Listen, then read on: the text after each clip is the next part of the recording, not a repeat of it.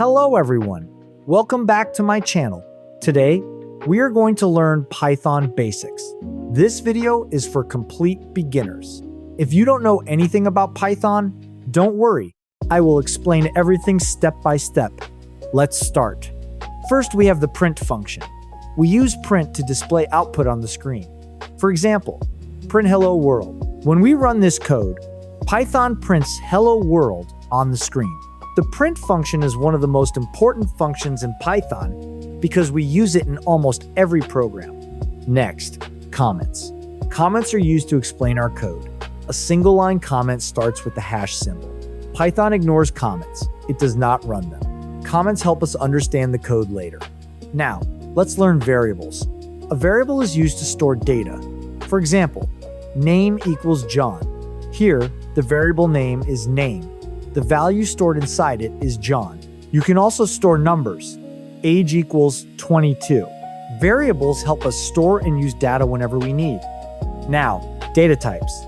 A data type tells us what kind of value we are storing. String means text. Integer means whole numbers. Float means decimal numbers. Boolean means only true or false. We can check the data type using the type function.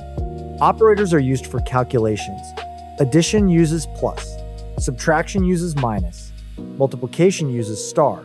Division uses slash. These are the same operations we learned in mathematics.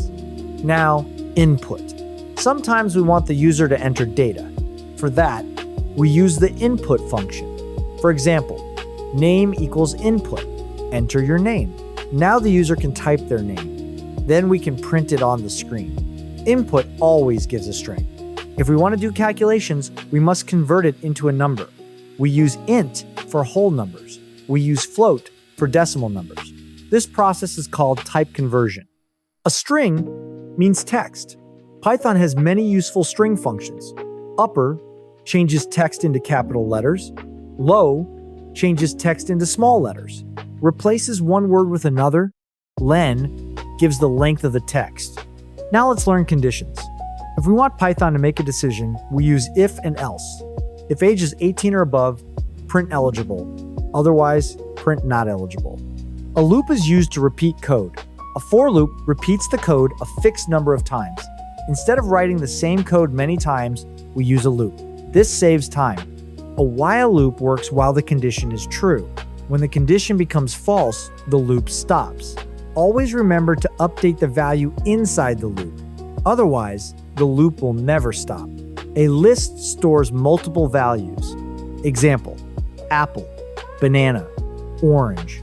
All these values are stored inside one variable called a list. The first item starts at index 0. A tuple is similar to a list, but we cannot change its values after creating it. Use a tuple when the data should stay the same. A set stores only unique values. If there are duplicate values, Python removes them automatically. A dictionary stores data in key and value format. Example, name, John, age, 22, course, Python. We can access values using the key. A function is a block of reusable code. Instead of writing the same code again and again, we write it once inside a function. Then we call the function whenever we need it. A function can also take inputs. These inputs are called parameters. For example, add 10. 20. Here, 10 and 20 are parameters. The return keyword sends a value back from a function. We can store that value in another variable and use it later. This program performs addition, subtraction, multiplication, and division. It is a simple example to understand operators. To check whether a number is even or odd, we use the modulus operator. If the remainder is 0, the number is even. Otherwise, it is odd. Here, we compare 3 numbers. Then Python finds the largest number. Using a for loop, we print the multiplication table. The loop runs from 1 to 10. Here, we add numbers from 1 to 10. The loop adds one number at a time. Finally, we get the total. Sometimes users enter the wrong input.